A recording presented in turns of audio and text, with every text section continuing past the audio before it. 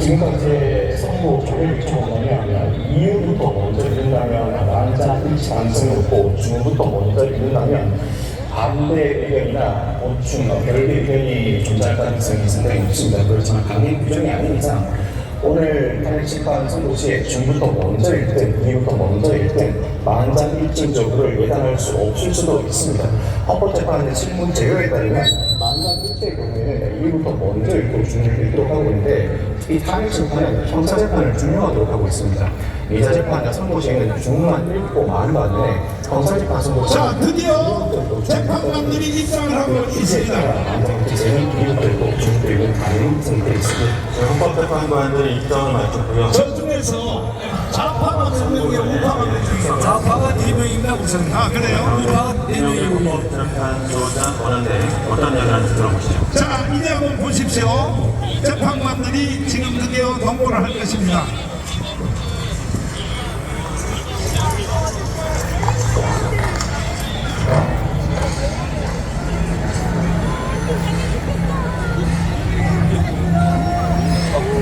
떨려. 정충래도 저기 와 있네. 이게 수임단 대표님이에요. 또 우리 측 변호사들도 저기 와 있고. 대통령은 오늘 저 자리에 안 가셨대요. 네. 지난번에 한국수 총리가 안 갔잖아요. 2024 강남 8 대통령 윤석열 탄핵 사건에 대한 선고를 시작하겠습니다. 자. 먼저 적법 요건에 관하여 살펴보겠습니다. 이 사건 개헌 선포가 사법심사의 대상이 되는지에 관하여 보겠습니다. 고위공직자의 헌법 및 법률 위반으로부터 헌법 질서를 수호하고자 하는 탄핵 심판의 취지를 고려하면 이 사건 개헌 선포가 고도의 정치적 결단을 요하는 행위라 하더라도 그 헌법 및 법률 위반 여부를 심사할 수 있습니다. 국회 법사위 조사 없이 이 사건 탄핵 소추안을 의결한 점에 대하여 보겠습니다. 헌법은 국회의 소추 절차를 입법에 맡기고 있고 국회법은 법사위 조사 여부를 국회의 재량으로 규정하고 있습니다. 따라서 법사위의 조사가 없었다고 하여 탄핵소추 의결이 부적법하다고 볼 수 없습니다. 이 사건 탄핵소추안의 의결이 일사부질 원칙에 위반되는지 여부에 대해서 보겠습니다. 국회법은 부결된 안건을 같은 회기 중에 다시 발의할 수 없도록 규정하고 있습니다. 피청구에 대한 1차 탄핵소추안이 제418회 정기회 회기에 투표 불성이 되었지만 이 사건 탄핵소추안은 제419회 임시회기 중에 발의되었으므로 일사부질 원칙에 위반되지 않습니다. 한편 이에 대해서는 다른 회기에도 탄핵소추안의 발의 횟수를 제한하는 입법이 필요하다는 재판관 정형식의 보충 의견이 있습니다. 이 사건 개헌이 단시간 안에 해제되었고 이로 인한 피해가 발생하지 않았으므로 보호이익이 헌결되었는지 여부에 대해서 보겠습니다. 이 사건 계엄이 해제되었다고 하더라도 이 사건 계엄으로 인하여 이 사건 탄핵 사유는 이미 발생하였으므로 심판의 이익이 부정된다고 볼 수 없습니다. 소추 의결서에서 내란죄정 형법 위반 행위로 구성하였던 것을 탄핵 심판 청구 이후에 헌법 위반 행위로 포섭하여 주장한 점에 대하여 보겠습니다. 기본적 사실관계는 동일하게 유지하면서 적용 법조문을 철회, 변경하는 것은 소추사유의 철회, 변경에 해당하지 않으므로 특별한 절차를 거치지 않더라도 허용됩니다.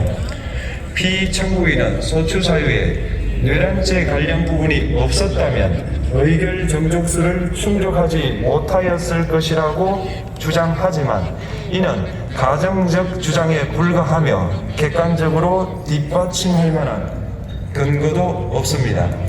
대통령의 지위를 탈취하기 위하여 탄핵 소추권을 남용하였다는 주장에 대하여 보겠습니다. 이 사건 탄핵 소추안의 의결 과정이 적법하고 피소추자의 헌법 또는 법률 위반이 일정 수준 이상 소명되었으므로 탄핵 소추권이 남용되었다고 볼 수 없습니다. 그렇다면 이 사건 탄핵 심판 청구는 적법합니다. 한편 증거법칙과 관련하여 탄핵 심판 절차에서 형사소송법상 전문 법칙을 완화하여 적용할 수 있다는 재판관 이미상 김영부의 보충 의견과 탄핵 심판 절차에서 앞으로는 전문 법칙을 보다 엄격하게 적용할 필요가 있다는 재판관 김복현, 조한창의 보충 의견이 있습니다. 다음으로 피청구인이 직무집행에 있어 헌법이나 법률을 위반하였는지 피청구인의 법 위반 행위가 피청구인을 파면할 만큼 중대한 것인지 관하여 살펴보겠습니다. 우선 소추 사유별로 살펴보겠습니다. 1. 이 사건 계엄 선포에 관하여 보겠습니다. 헌법 및 계엄법에 따르면 비상계엄 선포의 실체적 요건 중 하나는 전시, 사명 또는 이에 준하는 국가 비상사태로 즉가 교전 상태에 있거나 사회 질서가 극도로 변화되어 행정 및 사법 기능의 수행이 현저히 곤란한 상황이 현실적으로 발생하여야 한다는 것입니다. 피청구인은 야당이 다수 의석을 차지한 국회에 이례적인 탄핵소추 추진, 일방적인 입법권 행사 및 예산삭감 시도 등의 전횡으로 인하여 위와 같은 중대한 위기사항이 발생하였다고 주장합니다. 피청구인의 취임 후 이 사건 계엄 선포 전까지 국회는 행안부 장관, 검사, 방통위위원장, 감사원장 등에 대하여 총 22건의 탄핵소추안을 발의하였습니다. 이는 국회가 탄핵소추 사유의 위헌, 위법성에 대해 숙고하지 않은 채 법 위반의 의혹에만 근거하여 탄핵심판 제도를 정부에 대한 정치적 압박 수단으로 이용하였다는 우려를 낳았습니다. 그러나 이 사건 계엄 선포 당시에는 검사 1인 및 방통위위원장에 대한 탄핵심판 절차만이 진행 중이었습니다. 피청구인이 야당이 일방적으로 통과시켜 문제가 있다고 주장하는 법률안들은 피청구인이 제의를 요구하거나 공포를 보류하여 그 효력이 발생되지 않은 상태였습니다. 2025년도 예산안은 2024년 예산을 집행하고 있었던 이 사건 계엄 선포 당시 상황에 어떠한 영향을 미칠 수 없고 위 예산안에 대하여 국회 예결특위의 의결이 있었을 뿐 본회의의 의결이 있었던 것도 아닙니다. 따라서 국회의 탄핵소추, 입법, 예산안 심의 등의 그런 행사가 이 사건 계엄 선포 당시 중대한 위기 상황을 현실적으로 발생시켰다고 볼 수 없습니다. 국회의 그런 행사가 위법, 부당하더라도 헌법재판소의 탄핵 심판, 피청구인의 법률안 제의 요구 등 평상시 권력 행사 방법으로 대처할 수 있으므로 국가 긴급권의 행사를 정당화할 수 없습니다. 피청구인은 부정선거 의혹을 해소하기 위하여 이 사건 계엄을 선포하였다고도 주장합니다. 그러나 어떠한 의혹이 있다는 것만으로 중대한 위기 상황이 현실적으로 발생하였다고 볼 수는 없습니다. 또한 중앙선관위는 제22대 국회의원 선거 전에 보안 취약점에 대하여 대부분 조치하였다고 발표하였으며 사전, 우편, 투표함, 보관장소, CCTV 영상을 24시간 공개하고 개표 과정에 수검표 제도를 도입하는 등의 대책을 마련하였다는 점에서도 피청구인의 주장은 타당하다고 볼 수 없습니다. 결국 피청구인이 주장하는 사정을 모두 고려하더라도 피청구인의 판단을 객관적으로 정당화할 수 있을 정도의 위기 상황이 이 사건 계엄 선포 당시 존재하였다고 볼 수 없습니다. 헌법과 계엄법은 비상계엄 선포의 실체적 요건으로 병력으로서 군사상의 필요에 응하거나 공공의 안정질서를 유지할 필요와 목적이 있을 것을 요구하고 있습니다.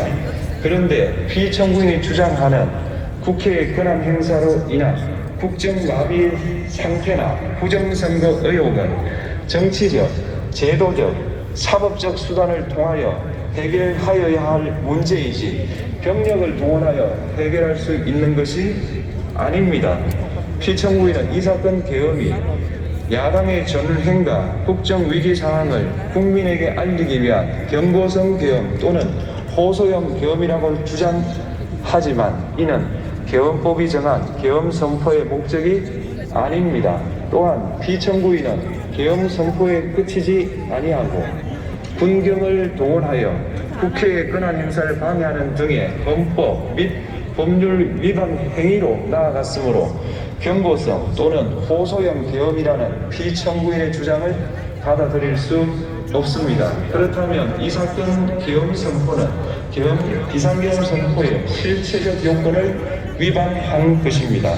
다음으로 이 사건 계엄 선포가 절차적 요건을 준수하였는지에 관하여 보겠습니다. 계엄 선포 및 계엄사령관 임명은 국무회의의 심의를 거쳐야 합니다. 피청구인이 이 사건 계엄을 선포하기 직전에 국무총리 및 국영의 국무위원에게 계엄 선포의 취지를 설명한 사실은 인정됩니다. 그러나 피청구인은 계엄사령관 등 이 사건 계엄의 구체적인 내용을 설명하지 않았고 다른 구성원들에게 의견을 진술할 기회를 부여하지 않은 점을 고려하면 다 넘어갔어. 선포에 관한 심의가 이루어졌다고 보기도 어렵습니다. 그 외에도 피청구인은 국무총리와 관계 국무위원이 비상계엄 선포문에 부서하지 않았음에도 이 사건 계엄을 선포하였고 그 시행 일시, 시행 지역 및 계엄사령관을 공고하지 않았으며 지체 없이 국회에 통보하지도 않았으므로 헌법 및 계엄법이 정한 비상계엄 선포의 절차적 요건을 위반하였습니다. 2. 국회에 대한 군경 투입에 관하여 보겠습니다. 피청구인은 국방부 장관에게 국회에 군대를 투입할 것을 지시하였습니다.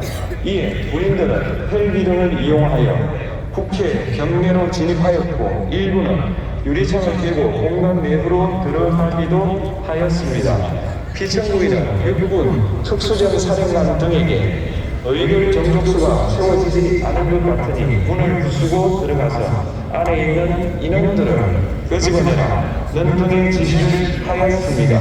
또한 피청구인은 경찰청장에게 계엄사령관을 통하여 이 사건 보고력의 내용을 알려주고 직접 6차례 전화를 하기도 하였습니다. 이 경찰청장은 국회 출입을 전면 차단하도록 하였습니다. 이는 이로 인하여 국회로 모이고 있던 국회의원들 중 일부는 당장을 넘어가야 했거나 아예 들어가지 못하였습니다.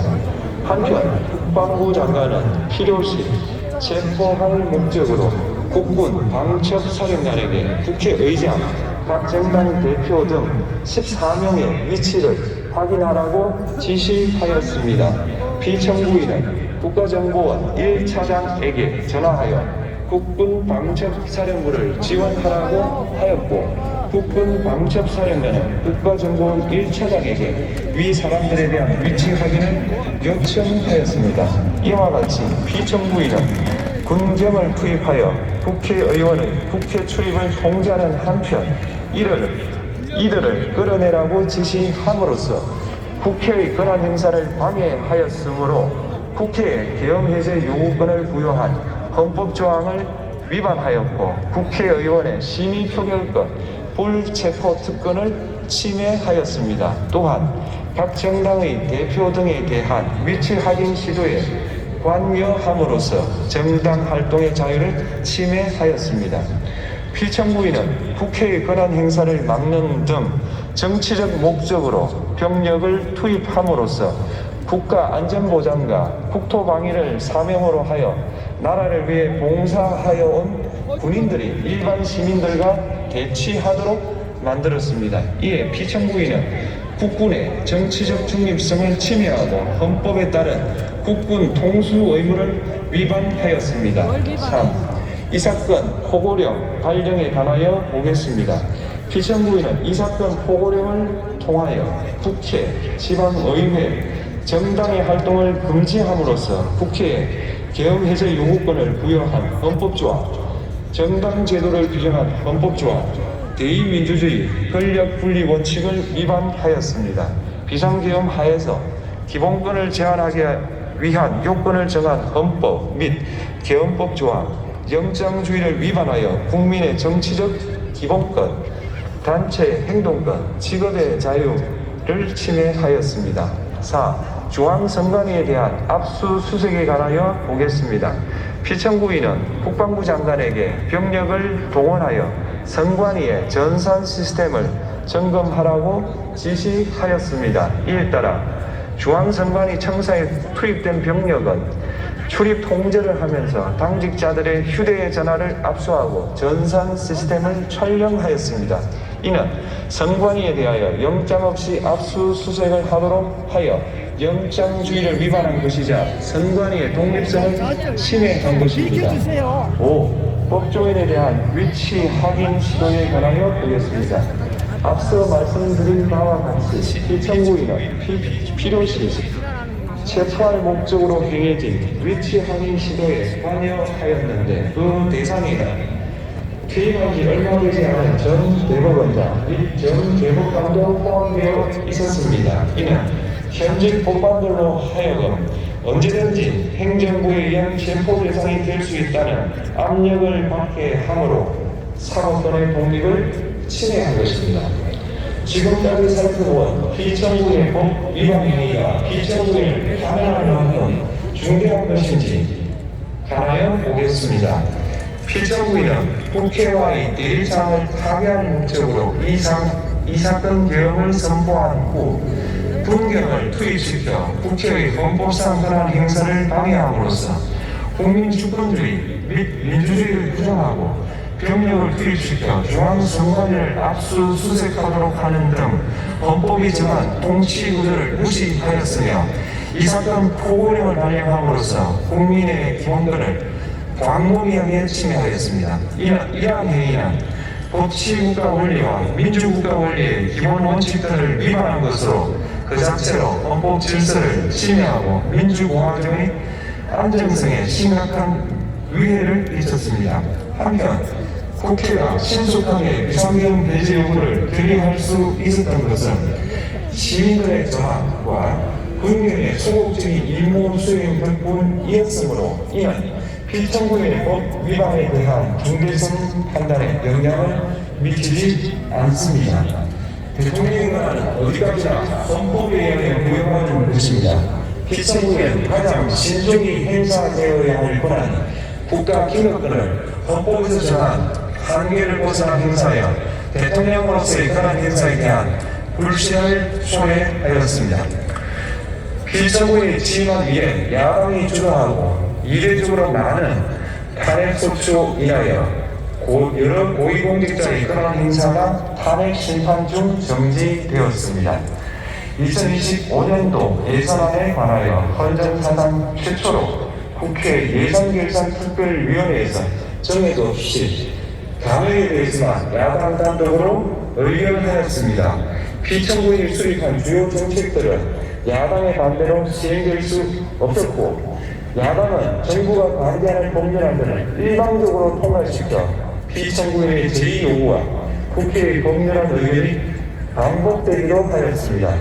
그 과정에서 피청구인은 야당의 전횡으로 국정이 마비되고 국익이 현저히 저해되어 가고 있다고 인식하여 이를 어떻게든 타개하여야만 한다는 막중한 책임감을 느끼게 되었을 것으로 보입니다. 피청구인이 국회의 그런 행사가 권력 남용이라거나 국정마비를 초래해야 한다는 것은 정치적으로 존중되어야 합니다. 그러나 피청구인과 국회 사이에 발생한 대립은 일방의 책임에 속한다고 보기 어렵고 이는 민주주의 원리에 따라 해소되어야 할 정치의 문제입니다. 이에 관한 정치적 견해의 표명이나 공적 의사결정은 헌법상 보장되는 민주주의가 조화될 수 있는 범위에서 이루어져야 합니다. 국회는 소수 의견을 존중하고 정부와의 관계에서 관용 그리고 자제를 전제로 대화와 타협을 통하여 결론을 도출하도록 노력하였어야 합니다. 피청구인 역시 국회의 대표인 국회를 협치의 대상으로 존중하였어야 합니다. 그럼에도 불구하고 피청구인은 국회를 배제의 대상으로 삼았는데 이는 민주정치의 전제를 허무는 것으로 민주주의와 조화된다고 보기 어렵습니다. 피청구인은 국회의 그런 행사가 다수의 횡포라고 판단했다 하더라도 헌법이 예정한 자구책을 통해 견제와 규명이 실현될 수 있도록 하였어야 합니다.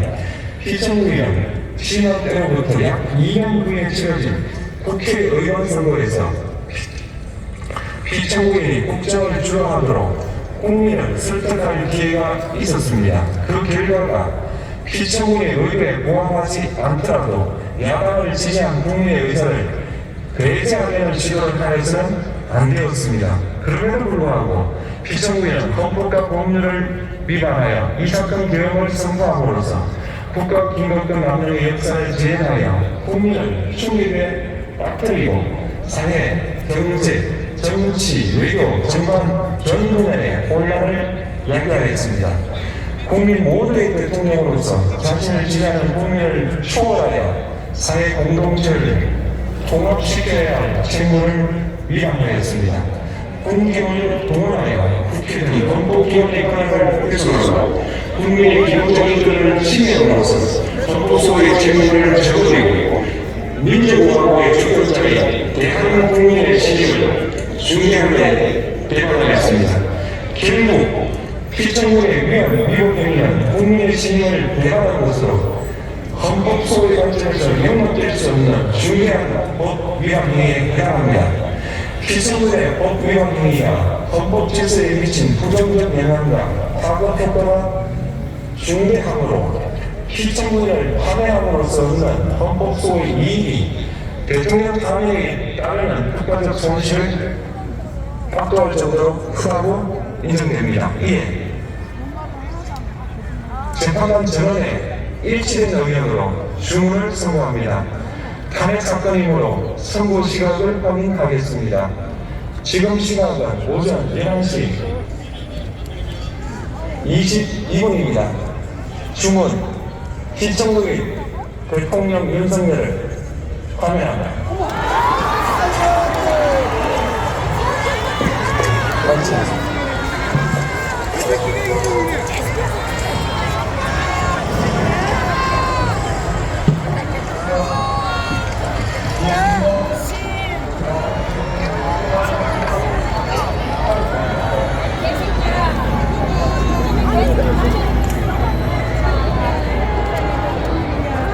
네, 윤석열 대통령 탄핵 심판 선고 지금 보신 것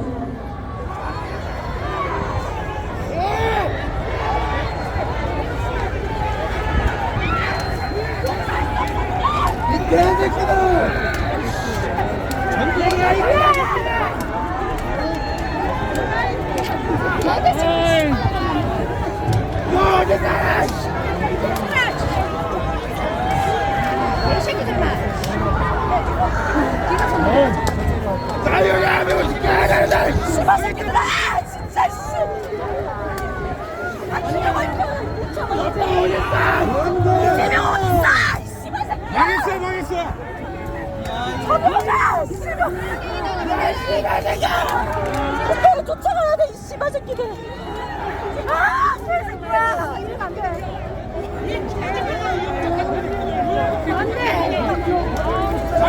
가지고 그걸 아시라고 자식들한테 얘기하셔. 니들은 노예다. 노예의 삶을 살아라. 인정을 못해. 자, 홍보는 좀 가르치시고요. 벌어진 일에 대해서 폭력이나 이런 건 절대 해서는 안 되는 일단은. 자, 홍보를 좀 가르치시고. 자, 여러분 결과는 다 보셨죠? 그래서 저희들이 이미 벌써 느낌이 와서 4.19와 5.16으로 대처해야 되는 것입니다. 최대식 대표님을 모시겠습니다.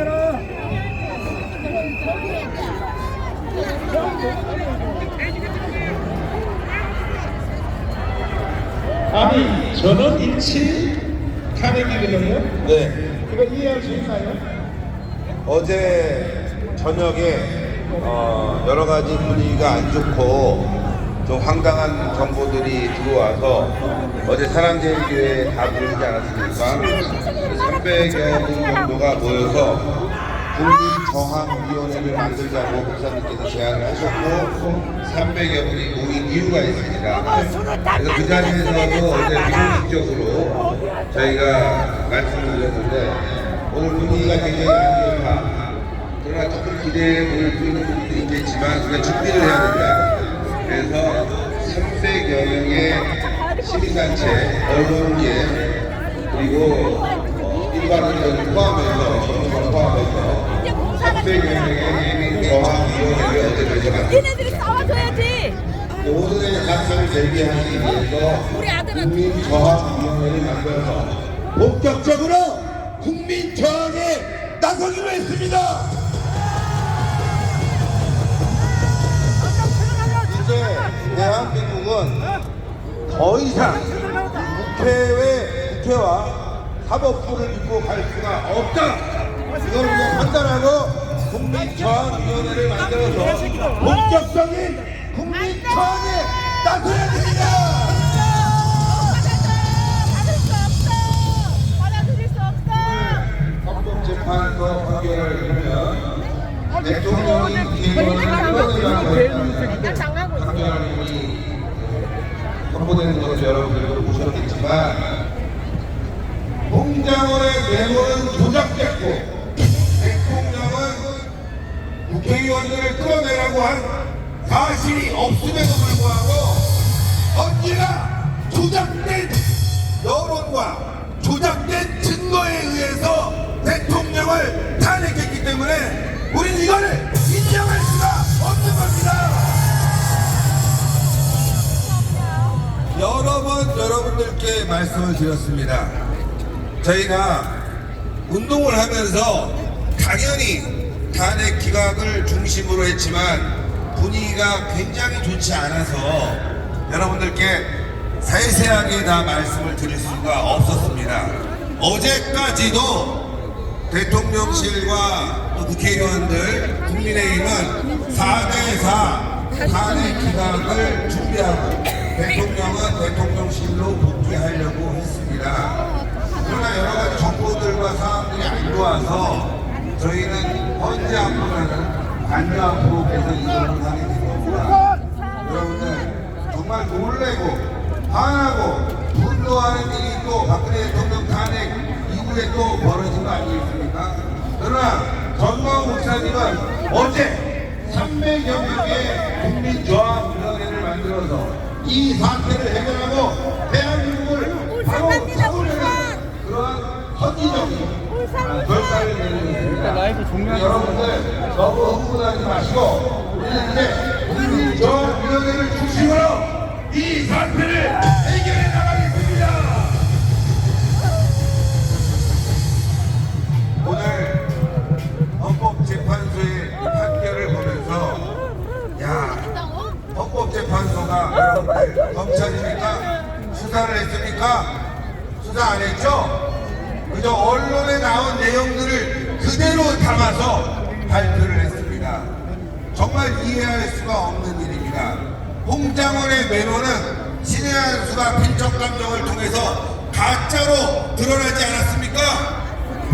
그럼에도 불구하고 이것을 주문에 넣은 것은 정말 잘못된 일이고 대통령이 국회의 권한을 무시한 적도 없고 국회의 절차를 다 그대로 인정하면서 계엄령을 해제했음에도 불구하고 이것을 마치 대통령이 강압적으로 헌법 위반을 한 것처럼 판결한 헌법재판소의 판결을 이 자리에서 우리는 거부합니다.